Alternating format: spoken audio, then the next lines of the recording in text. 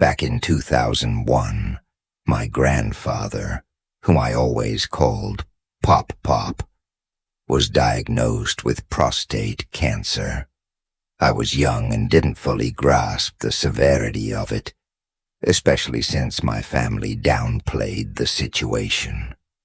I had never experienced the death of a loved one before, nor had I seen anyone truly ill, so I took my father's reassurances at face value when he insisted that Pop Pop was doing fine.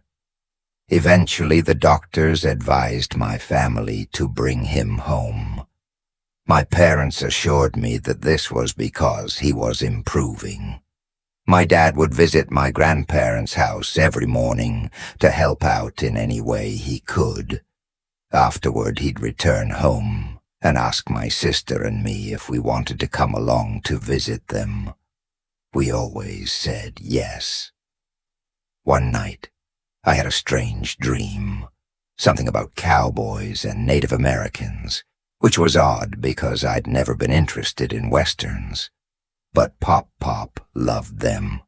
Suddenly, in the dream, he appeared, not as a character in the story, but in front of everything, almost separate from it. He was mouthing words, but I couldn't hear him. The moment was unsettling enough to wake me. I glanced at my clock. 7:30 a.m. It was far too early for my 13-year-old self to be awake, but I felt uneasy and couldn't go back to sleep. When I stepped out of my room, I found my sister already up, which was just as unusual. I greeted her, grabbed some cereal, and tried to shake the strange feeling. Around noon, my dad came home as usual and asked if we wanted to visit Pop Pop and Grandma. By this point, he didn't need to ask. We always went. But before he turned off the car, he said, "Guys, I have some news. Pop Pop passed away this morning." I was stunned. First, because I thought he was getting better. Second, because of my dream. It suddenly hit me. Pop Pop had been saying goodbye. Later I realized that he had died around 7:30 a.m., the exact time he appeared to me in my sleep. That wasn't the only eerie thing that happened that morning. My dad always brought our dog, Lucky, a little Jack Russell Terrier, when he visited my grandparents' house. Lucky would usually hide under the hospital bed where Pop Pop rested. The day Pop Pop passed, Lucky crawled out from under the bed just as he took his last breath. Then he turned toward the far side of the room and let out a chilling howl. That moment has stayed with me ever since. Winter of 2012. I was 18 or 19, working the night shift at a gas station in an average-sized town in England. It was an okay job, good money for a college student, but it meant spending my weekends serving taxi drivers and the occasional drunk while my friends were out having fun. That night started like any other. Serve customers, clean up, restock. Nothing out of the ordinary. It was deep into winter, so the night was pitch black, with only the streetlights providing any visibility. Across the road there was a pub, and next to the station, an alley leading to a housing estate. Around 3 or 4 a.m., as I finished stocking a shelf, I noticed a figure standing in the alley. He was positioned just outside the reach of the light, his face obscured by shadows, but I could make out his clothing. I brushed it off, assuming he was waiting for a taxi, but as time passed, he didn't move. I sat down behind the counter, distracted myself with my phone for a while, then glanced up at the clock. It was 5 a.m. He was still there, At that time of night, the streets were nearly empty. My gut told me something was off.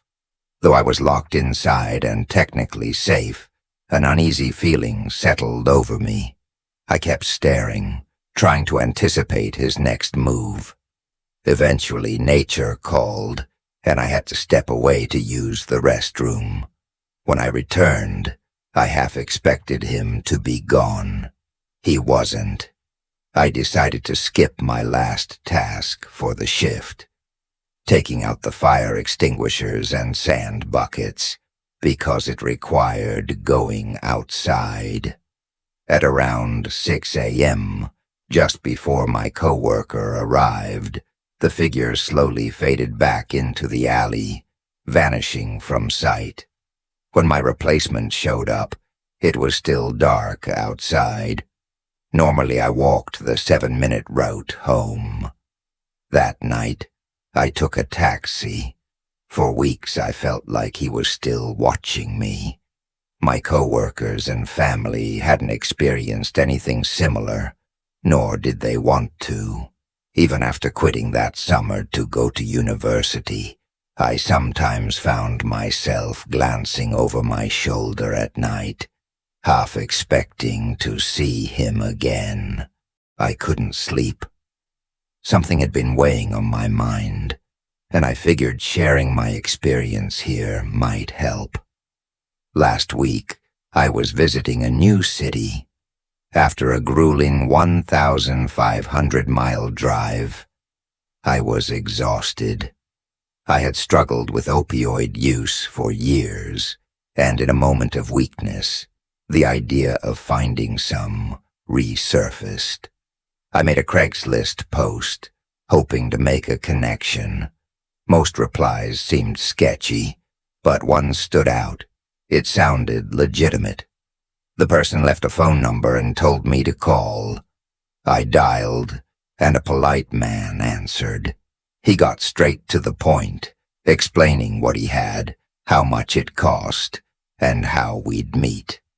He suggested a public location, described himself in detail, and reassured me that everything would go smoothly.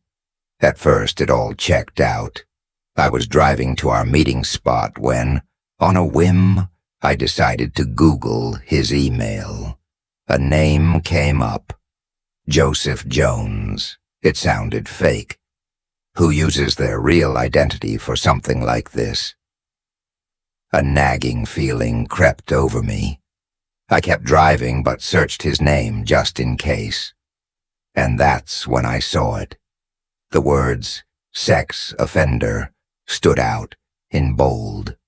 I clicked the link and saw his photo, along with his criminal record.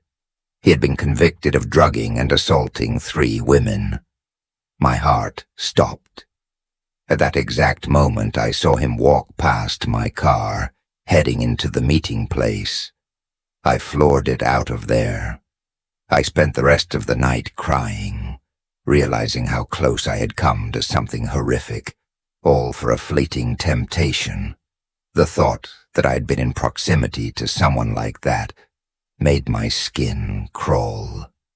The next day, I attended a Narcotics Anonymous meeting.